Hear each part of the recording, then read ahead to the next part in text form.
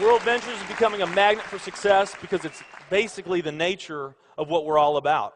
It's hard to believe how much ground we've covered in such a short period of time. You know, in our first year, we did about 15 million in sales. Our second year, we closed out at right at $50 million. That's over a 320% increase in our second year. And we are totally convinced that we will clear in our third year $100 million. And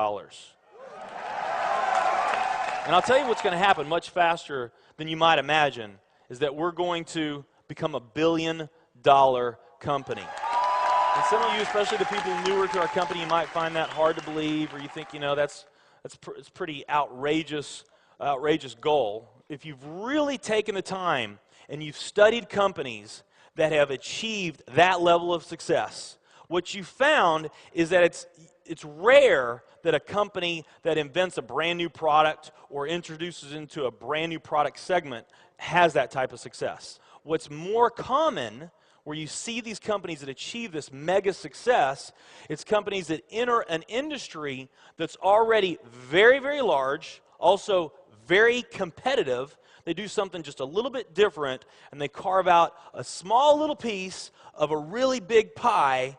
And with that small little piece, they become over $1 billion a year company. A great example of that is Cheesecake Factory. I mean, we all know how competitive and how big the restaurant business is. And Cheesecake Factory, they're not doing something that much different than everybody else. They're doing things just a little bit different. But they are a super success in business today. One of my favorite examples is Starbucks. I mean, how long has the coffee industry been around, and how big is the coffee industry? Okay, I mean, how many companies sell coffee? Starbucks, doing it just a little bit different, they carved out their piece, and now they're a multi-billion-dollar company. And I got a little demonstration that I want to show you that I think is kind of fun. The coffee industry is $100 billion. So $100 billion every year is spent around the world on coffee. Each one of these gumballs represents $1 billion in annual sales. There's 100 gumballs in here. This is the coffee industry. So Starbucks, if they want to, let's say they're brand new and they're starting out, and they've got this goal to become $1 billion company, they need to carve out 1% of that pie. So they would need to have this much of that pie, 1%. So it's really, you know, a small percentage of this overall pie. They've been more successful than that. 2, 3, 4, 5, 6, 7, 8. They do about $8 billion in sales. That's a pretty significant portion of the entire worldwide global sales of coffee. The nutrition industry is $226 billion every year is spent on nutrition. So again, each one of these gumballs represents $1 billion in sales. So here's the coffee industry, here's the nutrition industry. And by the way, you may not know this or not, but over half of all the network marketing companies on the planet today, they're nutrition companies. Now let's talk about the travel industry. We need a bigger base here. All right, here's the travel industry.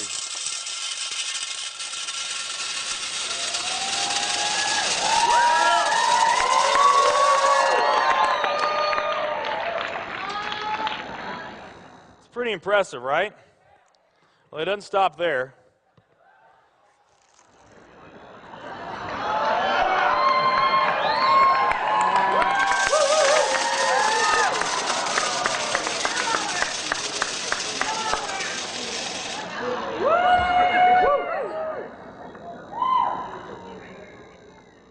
That's pretty big, right?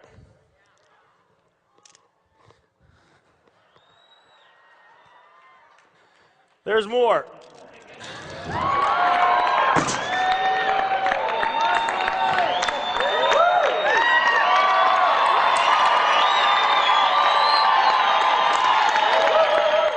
But wait, there's more.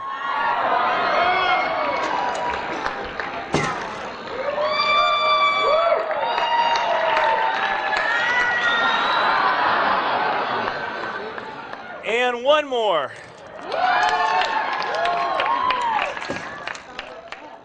All right. So here's coffee. Here's nutrition, the entire nutrition industry. Here's travel.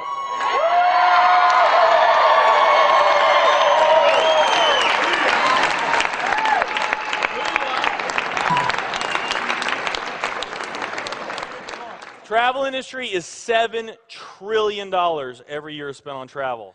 And they also say that the travel industry is going to grow from $7 trillion to $13 trillion over the next decade. Nutrition and travel. Over half of all the network marketing companies that are out there, they're nutrition companies.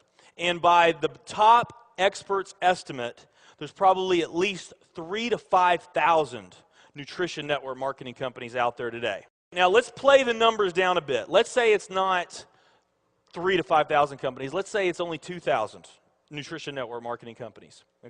And then let's also say that of this $226 billion, let's say that 30% of that $226 billion is represented by network marketing. Because we know nutrition's sold by a lot of other things other than network marketing. I mean, direct mail, television commercials, radio commercials, retail, Sam's, Walmart,